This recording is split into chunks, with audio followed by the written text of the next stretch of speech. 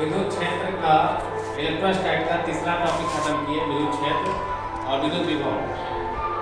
उसी से रिलेटेड एक क्वेश्चन है इलेक्ट्रिक डायपोल यानी विद्युत द्विध्रुव का बहुत सारा पढ़े आप। विद्युत द्विध्रुव के कारण अक्षीय स्थिति में विद्युत क्षेत्र विद्युत विभव, निरक्षीय स्थिति पे या किसी भी बिंदु पे जब उस विद्युत द्विध्रुव को हम इलेक्ट्रिक फील्ड में रखते थे तब क्या स्थिति बनता था, यानी जो टॉर्क लगता था जिसको वॉल्यूम कहते थे उसका मान क्या होता था, या उसके द्वारा कितना कार्य किया गया, या उसका स्थिति ऊर्जा कितना होता था।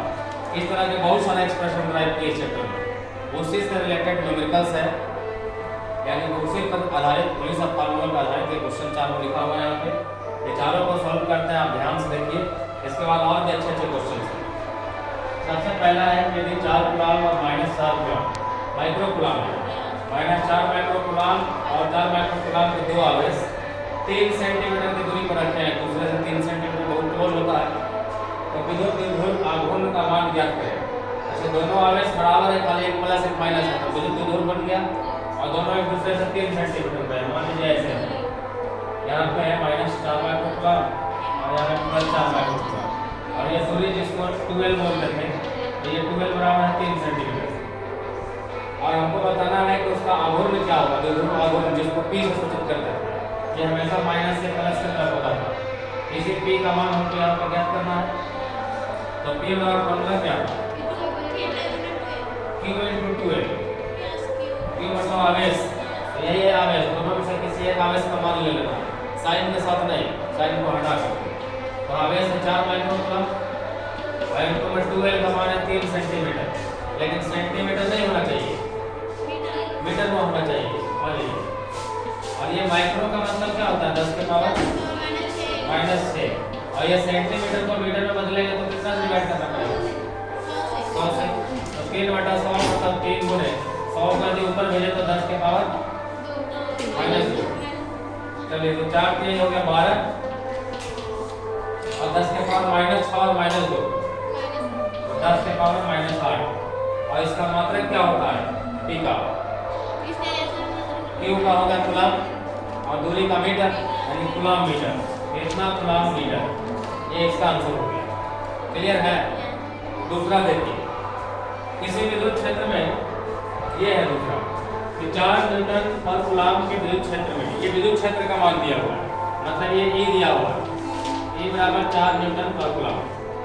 विद्युत क्षेत्र में एक विद्युत द्विध्रुव जिसका द्विध्रुव आघूर्ण 3 सेंटीमीटर, द्विध्रुव आघूर्ण दिया हुआ है, मतलब ये P दिया हुआ है कि 3 कूलम मीटर, और जो विद्युत क्षेत्र से 30 डिग्री पे, थीटा का मान दिया है 30 डिग्री पर रखे हुए हैं, तो बलाघूर्ण क्या होगा, यानी कि टॉर्क निकालना, यही हमको सोल्व करना है सॉल्यूशन।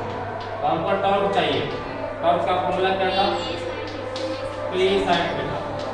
तो चलिए, P का मान है 3 और E का मान है 4, और sin थीटा यहाँ से sin 30 डिग्री हो जाएगा। sin 30 का मान 1/2 होता है, 3 × 4 × 1/2, ये 2 से कट गया यानी कि 6। और टॉर्क का मात्रक, बलाघूर्ण का मात्रक, बल गुणे बल बाहु होता था, तो बल का मात्रक क्या, न्यूटन, और बल बाहु का मीटर, तो newton metre, 6 newton metre. Clear है। तीसरा नंबर देखिए, चारों देख लीजिए उसके बाद लिखिए। किसी विद्युत क्षेत्र में विद्युत द्विध्रुव को 0 डिग्री से थीटा तक घुमाया जाता है। दो को कौन घुमाए, 0 डिग्री से थीटा डिग्री, यानी θ1 का मान है 0 डिग्री और θ2 का मान है थीटा। 0 डिग्री से शुरू किया, थीटा तक घुमाए, तो घुमाने में किया गया कार्य कितना हुआ, यानी कि आपको W बताना है, W बराबर 8। और फॉर्मूला क्या निकाले थे W का, W का फॉर्मूला क्या निकला था, देखिए कॉपी में एक्सप्रेशन में, P cos θ1 - cos θ2, तो Pe cos θ1 - cos θ2, ये आपका फॉर्मूला निकला।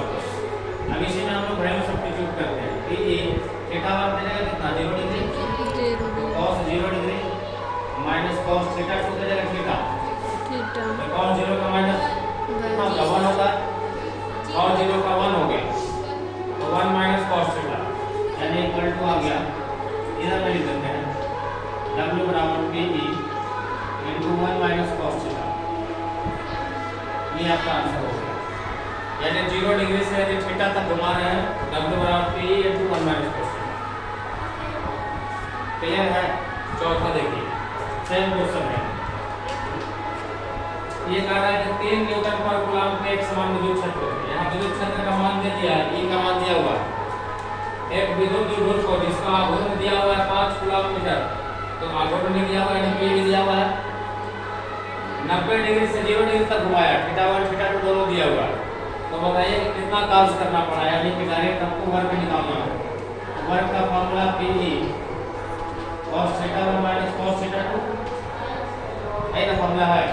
तो P का मान कितना, 5 कूलम्ब मीटर, और विद्युत क्षेत्र का मान 3 न्यूटन पर कूलम्ब, और cos θ1, तो θ1 कितना डिग्री से, 0 डिग्री से नहीं 90 से, तो θ1 कितना 90 डिग्री और माइनस θ2 कितना 0 डिग्री, तो ये हो गया 15, और cos 90 का मान 0 और cos 0 का मान 1, तो 0 माइनस 1 होगा, और इनटू करेंगे यानी कि -15 जूल।